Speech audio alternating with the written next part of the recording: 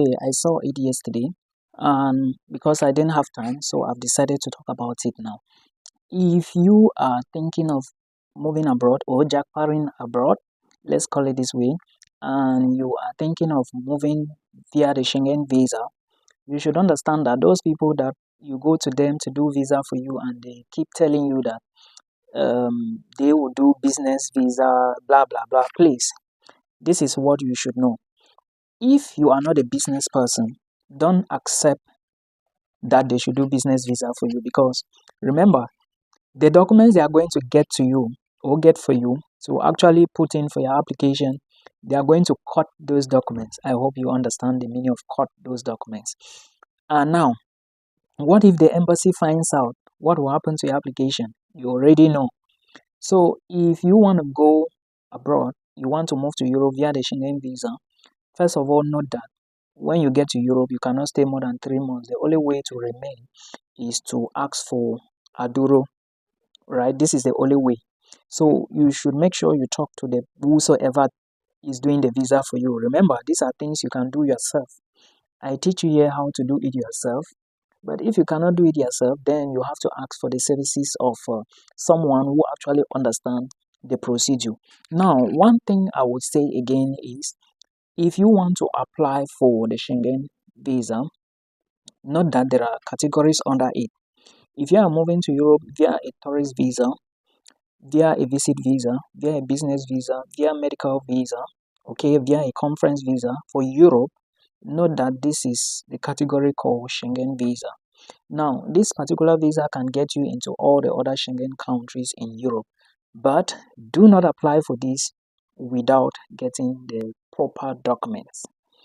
Don't put in for this visa without the right documents, and be careful with who you go to. You can do it yourself, but make sure you have the money. For the complete details, I'm going to talk about it on my YouTube channel, so make sure you check the channel to see all the details. I equally mentioned some countries, and Italy is among them.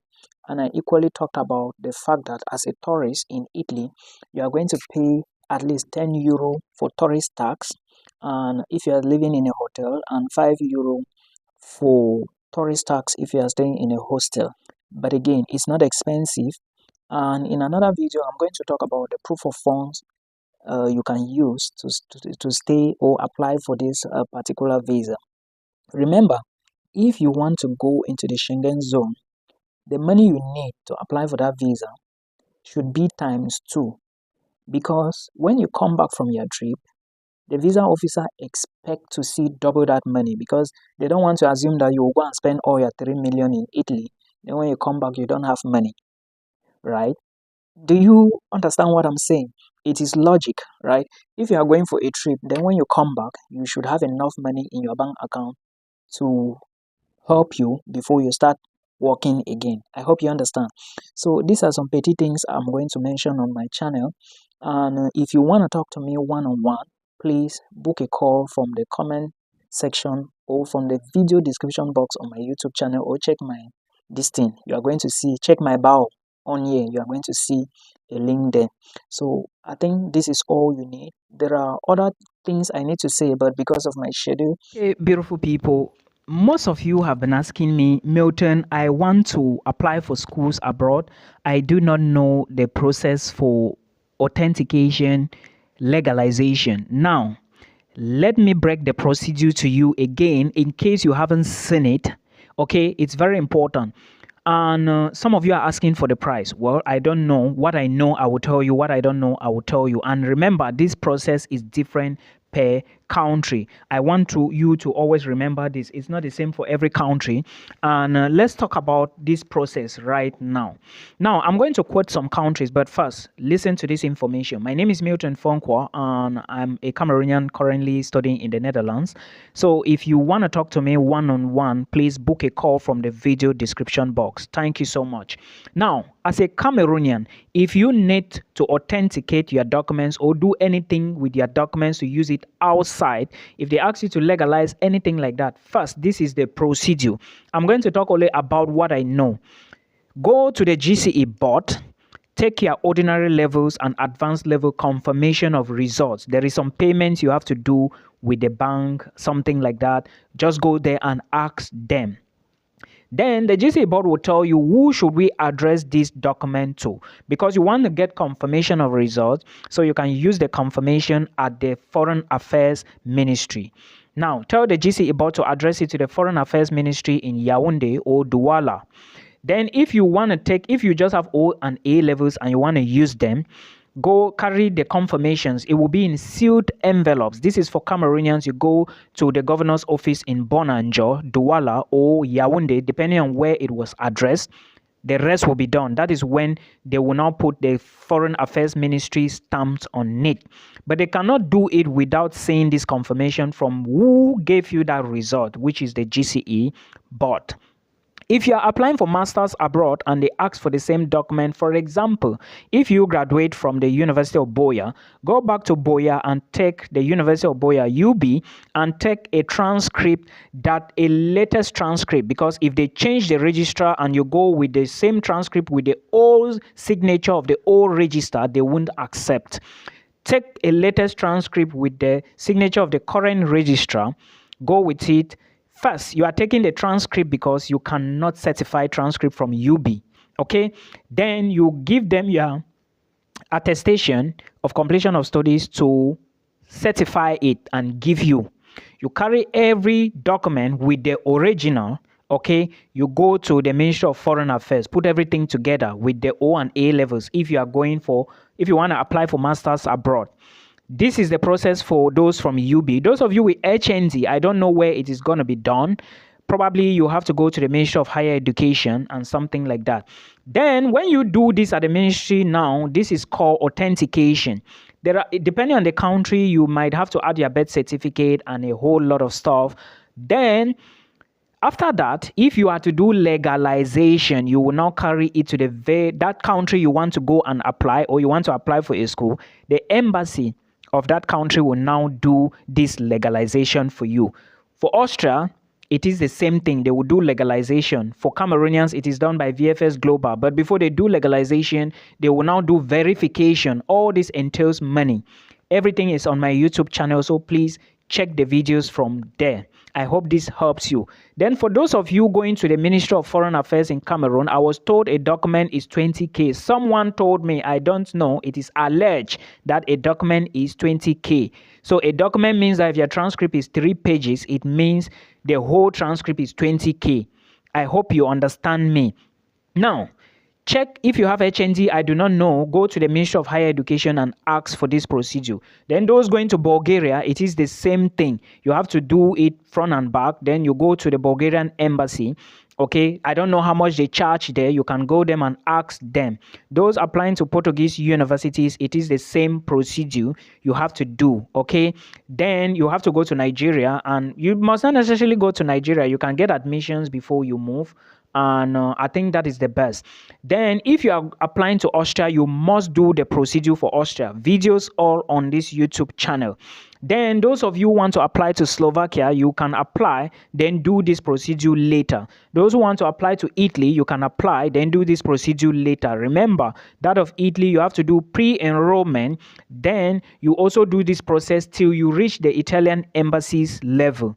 Do not forget. Those for Czech Republic, you have to do this process, then you do what we call super legalization. The videos are there. Just input super legalization at Milton Fonkwa. All my videos, anything you need, type it on the search bar.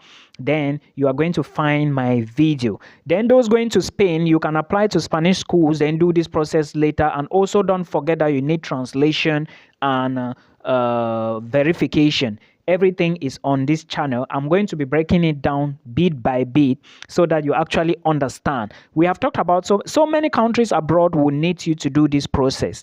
Just a few of them. I think Sweden does not ask for it. Denmark does not ask for it. I think the Netherlands does not really ask for it. They don't need it, though my documents were certified before I applied. Then there are other countries, I think Canada don't need it as well. But again, you have to be strategic. If you are not going to Canada, where are you going? Remember, doing an application now will save you a lot of time. Many people want to move to Europe and it's getting so competitive. Now, the process for Cameroonians has been explained. So I hope you understand that that is how it is. You can go to the various agencies and ask for the prices. I do not know what they are going to say. Some embassies will even state their price for legalization on their website. So it's now left for you to make a decision. For Nigerians, this is what you are going to do. You have to go to the WAEC officials, right? You must not necessarily go to WAEC officials. You just need to carry your documents, your WAEC certificate, to the Ministry of Education. Then your bachelor's degree and the transcript to the Ministry of Foreign Affairs. All right. Then after that, if you still need embassy legalization, you now go to the various embassies. There is a price tag to it. I do not know how much they are going to charge you, but please verify from your various ministries. For Portugal, you have to go to the embassy as well. Then for Austria, you have to do legalization, verification and legalization. I mentioned this before. Then for other embassies, you have to equally do the same. Malta does not ask for this legalization. Sweden does not. Then I think Bulgaria, almost all those countries in Europe, Romania will ask for it. Okay, Germany does not really need it, but some schools might ask you to submit legalized copies. So you have to be careful. Look at the country you want to go. Take a look at the school website properly, then find programs that suit your area. And before you even start the application, make sure that you note which program is going to accept the documents or which is not going to accept legalized documents, right? If you are not really prepared, some people may not want to do it before admissions intake closes and they intend to apply without the documents legalized. It's all left to you.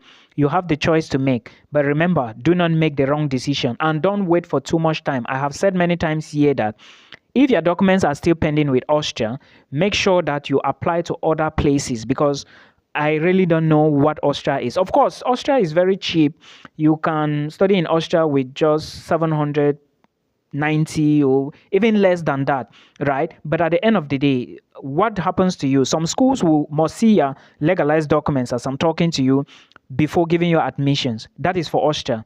Some in Portugal, same. It's not like in Italy where you can do your admissions, then when you get accepted, before you can carry on with visa application and of course the legalization procedure. No, that's not the way it functions with Italian universities. So please put all of this into consideration. In case there is any question, drop it in the comment section or the video description or my comment section, whichever one you want or you feel comfortable. Just do something, just drop it down below, then we will carry on from there. I believe this is going to help you.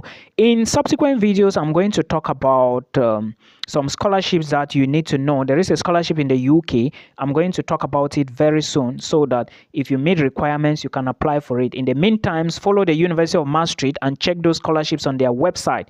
Also check the University of Twente. There is somebody I know now at the University of Twente who is currently studying on 75% departmental scholarship. But if you don't do research, you cannot know. All these things are not that expensive, but you need to sit down and decide that, okay, I want to do it. I cannot even sit down to do the work for you. I have to be paid very well, okay, because it's a whole lot of stuff. Otherwise, sit down and do it. But if you need guidance, you know who to reach out to. Everything is on the internet if you really need to do it correctly. I hope this helps you. We will meet again in another one, but do not forget that the goal is do not give up. Keep fighting. Keep trying opportunities because there are so many opportunities out there.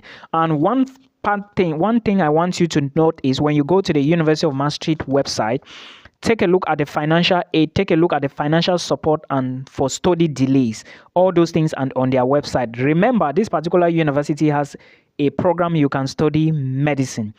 I know somebody who is a medical doctor. He studied in this school. So please remember, it is not biscuit. It is a lot of money, a lot.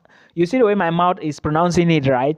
Just know that this is how it is. Now, I'm going to take my leave. Then we meet in another episode. Bye-bye.